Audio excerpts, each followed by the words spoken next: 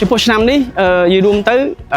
ក្នុងមួយឆ្នាំយើងតែងធ្វើប្រធានបទខុសគ្នាទាំងអស់ដោយពីឆ្នាំមុនយើងលើក dinosaur បាទហើយឆ្នាំមុនហ្នឹង2025យើងធ្វើអំពីប្រភេទតុក្កតាដែលជាវប្បធម៌របស់យើងយកពីចម្លាក់ប្រាសាទបាទហើយពីព្រោះអីវាយើងចង់បញ្ចូលរវាងសត្វហើយនឹងមនុស្សអញ្ចឹងដូចយើងធ្វើហត្ថម៉ានអញ្ចឹងគឺពាក់កណ្ដាលមនុស្សពាក់កណ្ដាលសត្វយើងណាបាទឆ្នាំមុនអញ្ចឹងឆ្នាំនេះគឺដោយសារមានការចង់បង្ហាញអំពីផលប៉ះពាល់នៃបរិស្ថានរបស់យើងអញ្ចឹងក៏យើងធ្វើប្រធានបទសត្វនៅវិញដោយសារសត្វមួយចំនួនគឺនិយាយអញ្ចឹងសត្វមួយចំនួនគឺកំពុងតែរងគ្រោះសត្វមួយចំនួនកំពុងតែស្ទើរតែបាត់ហើយសត្វមួយចំនួនកំពុងរកឃើញវិញបាទសម្រាប់ឆ្នាំនេះកំពុងតែដំឡើងនៅតុក្កតាយៈចំនួន8ដែលមានប្រធានបទនៅក្រោមចំណងជើងថាសត្វព្រៃកម្ពុជាបាទគឺពាក់ព័ន្ធជាមួយនឹងភេទសត្វដែលរងគ្រោះកម្រនិងភេទសត្វដែលទើបតែរកឃើញថ្មីដូចជាតកែបង្កងខ្លួនបង្កងនេះគឺយើងទើបតែរកឃើញបាន7ឆ្នាំទេអញ្ចឹងណាបាទតាមរយៈអង្គការសត្វព្រៃហ្នឹងគាត់បានណែនាំសម្រាប់ពួកយើងអញ្ចឹងណាបាទជាចំទៅគឺឆ្នាំនេះគឺពាក់ព័ន្ធជាមួយសត្វព្រៃទាំងអស់បាទបូករួមជាមួយនឹងព្រាបដែរព្រាបសយើងព្រាបសនេះគឺយើងតំណាងឲ្យសន្តិភាពបាទសន្តិភាពប្រទេសយើងសន្តិភាពទូទាំងសកលលោកហើយព្រាបសនេះនឹងទៅនាំមុខក្បួនរបស់សត្វទាំងអស់បាទតែឆ្នាំនេះយើងមានប្រភេទសត្វតូចពណ៌លឿងប្រភេទដំរីអាស៊ីភេរំច្រមុះទឹកកេងកងផងដែរបាទហើយយើងមាន7ពេកដោយសារអី7ពេកគឺវាប្រភេទសត្វមួយដែលយើងឥឡូវកម្រឃើញដែរអញ្ចឹងប៉ុន្តែយើងធ្វើធំយើងធ្វើតូចប៉ុន្តែច្រើនអញ្ចឹងណាសត្វ7ពេកបាទនៅក្នុងការដំឡើងតុក្កតាមួយគឺយើងតែងតែមានក្មេងៗដែលមកពីសាលារដ្ឋឯកជនមជ្ឈមណ្ឌលតំបន់ផ្សេងឬក៏អង្គការមួយចំនួនដែលមានរហូតដល់20មជ្ឈមណ្ឌលឬសាលារៀនហ្នឹងគឺសរុបទៅវាចូលក្មេងចូលជាង7,600នាក់បានអញ្ចឹងការដំឡើងមួយហ្នឹងគឺមែនទែនទៅគឺយើងចង់បង្ហាញឲ្យក្មេងៗគាត់រៀនគាត់ស្គាល់អំពីតម្លៃនៃសត្វមួយហើយគាត់ទៅរៀនអំពីរំលពាក់ដំឡើងបិទกระดาษបានធ្វើការជាក្រុមនឹងរៀនបច្ចេកទេសផ្សេងពីលោកគ្រូគឺជាសិល្បករមកបាត់ដំបងចំនួន10នាក់អញ្ចឹងគាត់ដឹកនាំក្នុងមួយក្រុមមាន3នាក់ដឹកនាំធ្វើតុក្កតាមួយអញ្ចឹងណាអ្នកខ្លះគាត់ឃើញតែតុក្កតាហ្នឹងហែទៅស្រួលធ្វើបើដល់ពេលគាត់មកឃើញសកម្មភាពទី1គឺថ្នាក់ដឹកនាំគាត់ធ្វើការមួយក្មេងវាអត់ស្រួលទេអញ្ចឹងគាត់ទៅការចំណាយពេលដើម្បីបង្រៀនបង្ហាញធ្វើវិធីសាស្ត្រយ៉ាងម៉េចគូផែនការយ៉ាងម៉េចដើម្បីឲ្យក្មេងៗធ្វើឲ្យតាន់ពេលវេលាដើម្បីគាត់យកទៅបង្រៀនក្មេងៗបន្តទៀតអញ្ចឹងណាអ្វីដែលសំខាន់ពាក់ព័ន្ធជាមួយតុក្កតានេះគឺយើងបានយកសម្ភារៈរបស់អ្នកស្រុកពលពៈគឺយើងយកពីអ្នកស្រុកតាមរត់ដូចខាងគ្រីមលុនអញ្ចឹងអ្នកភូមិយើងដែលគាត់ផលិតជាលពៈអញ្ចឹងគឺយើងបានទិញយកគាត់មកដើម្បីប្រើប្រាស់លើនេះបាទกระดาษហើយអាស័យ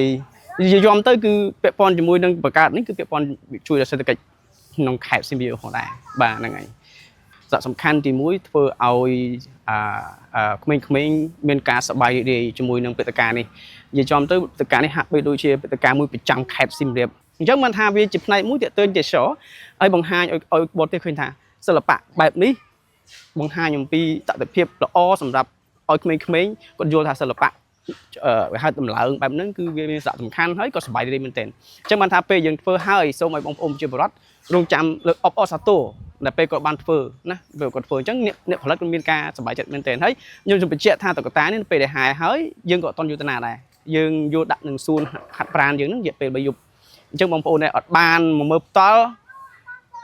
ក៏អាចទៅមើលនៅនឹងដែរឬក៏បានថតនៅក្បែរហ្នឹងគឺគាត់អាចទៅរយៈពេល3ថ្ងៃគាត់អាចថតនៅសួនហ្នឹងប៉ុន្តែហាមគាត់មកគាត់លេងអាចលហែកអីរបស់ទាំងអស់ហ្នឹងគឺមានម្ចាស់អស់ហើយម្ចាស់ sponsor របស់យើងហ្នឹងគឺមកពីខាងអង្គការមួយចំនួនហើយអ្នកដែលរស់ស៊ីមួយទេសចរដូចជាខាងទេសនៈអូតែលអញ្ចឹងណាគាត់បានជួយឧបត្ថម្ភដើម្បីបង្កើតកម្មវិធីពួកយើងក៏បានលុយ fund មានណាក្រៅពីបងប្អូនជាបរិវត្តរបស់យើងបងប្អូនដែលរស់ស៊ីទេសចរជាមួយយើងព្រោះវាបានទាញចំណាប់អារម្មណ៍ទាក់ទាញព្រឹត្តិការណ៍សម្រាប់ប្រចាំខេត្តយើងជារៀងរាល់ឆ្នាំតែម្ដងសង្ឃឹមថាមួយឆ្នាំទៅមួយឆ្នាំធ្វើរឿងនេះល្បីដល់សុខសាយដល់ប្រទេសផ្សេងលើពិភពលោកហើយអ្វីសំខាន់នោះគឺតំណាងជាតិយើងតែម្ដងបាទហ្នឹងហើយខ្ញុំសូមបញ្ជាក់បន្តិចពាក់ព័ន្ធជាមួយនឹងក្បួនហែរបស់យើងគឺយើងអនុញ្ញាតហែនឹងគាត់ជាអ្នកដែលផលិតអ្នកដែលចូលរួមផលិតបង្កើតទាំងអស់គ្នាអញ្ចឹងអ្នកផ្សេងគាត់មកបានគឺមកមើលមកអបអរសាទរទៅមើលទស្សនីយភាពនៃការក្បួនហែអញ្ចឹងគាត់អាចយកមកចូលមកហែជាមួយពួកយើងបានហើយបញ្ហាទី1គឺក្មេងៗទាំងអស់គាត់មានការគ្រប់គ្រងពីគ្រូផ្សេងអញ្ចឹងបើសិនជាមានអ្នកណាគេចូលក្បួនហ្នឹងធ្វើឲ្យមានបញ្ហាក្មេងបាត់ក្មេងឧទាហរណ៍អញ្ចឹងណា វិញក្មេងទៅអាហ្នឹងវាធ្វើឲ្យកម្មវិធីយើងវាមានបញ្ហាថ្ងៃក្រោយលេងមានទៀតអញ្ចឹងអ្វីដែលគាត់មកគឺគាត់មកទស្សនាអបអរសាទរនៅក្បួនដង្ហែតុក្កតាយក្សរបស់យើងហើយពាក់ព័ន្ធជាមួយនឹងថ្ងៃដង្ហែចុងថ្ងៃសៅរ៍ថ្ងៃទី21ខែកុម្ភៈយើងខាងមុខនេះដែលនឹងចាប់ផ្ដើមពីម៉ោង6កន្លះពីមុខវត្តដំណាក់យើងពីវងមូលផ្សារចាស់យើងនេះទៅបាទគឺហែតាមរ៉បដល់មកស្ទឹងខាងកើតយើងណាទៅដល់ផ្លូវលេខ26យើងបត់ឡើងហូបបោបន្តទៀតយើងបត់ចូលទៅផ្លូវទីឡាញតែទីឡាញឬក៏ APA ហ្នឹងយើងទៅត្រង់រហូតទៅសួនដំណាក់តែម្ដងបានថាយើងហែខាងកើតស្ទឹងបាទអញ្ចឹងបងប្អូនអាច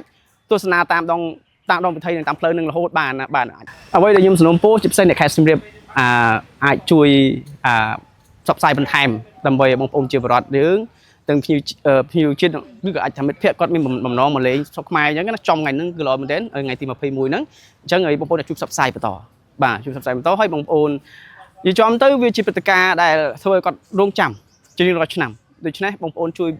បងប្អូនអាចមកវត្តដំណាក់ប៉ុន្តែកុំចូលក្នុងពេលដែលមានការធ្វើការបងប្អូនអាចថតពីចង្ងាយក៏បានយើងមាន banner មួយសម្រាប់ឲ្យបងប្អូនយកព័ត៌មានអញ្ចឹងណាយើងមាន flyer បងប្អូនអាចយក flyer ទៅចែកចាយបងប្អូនណាដើម្បីឲ្យដឹងដល់កម្មវិធីអញ្ចឹងហើយមួយទៀតគឺបងប្អូនអាចចូលក្នុង page គម្រោងតុក្កតាយក្សឬក៏ The Giant Puppet Project សៀមរាបអញ្ចឹងបងប្អូនអាចឃើញព័ត៌មាន update បាទហើយតាមរយៈការផ្សព្វផ្សាយរបស់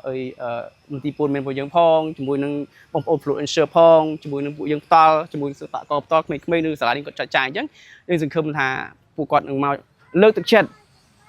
ដល់ក្មេងៗដែលបានដំឡើងតុក្កតារហូតដល់8តុក្កតាឆ្នាំនេះ